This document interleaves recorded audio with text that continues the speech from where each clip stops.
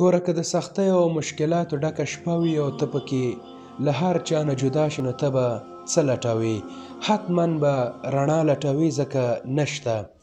دغه شپه په هر انسان باندې راتلونکې ده او دا د قبر شپه ده. نو په دنیا کې له ځان سره رڼا واخله. د قبر تورتمونه په نیکو اعمالو، په ذکر او اذکار او د قرآن په تلاوت رڼا کیږي. روان خو یې، خو له ځان سره رڼا واخله. د مثال په ډول که یو سړی په بدن روغ او جوړ د شپې ویده شي، نو په هغه شپه داسې تیریږي چې معلومات یې ورته هم نه کیږي.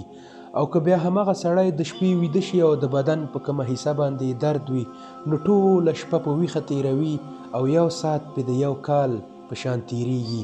که په دنیا کې په انسان لږ غوندې تکلیف راشي، نو د دنیا شپه ډیره سخته پې تیریږي. الله دې نه کړي که په قبر کې عذاب راشي، نو د قبر شپه به څنګه په انسان باندې تیریږي.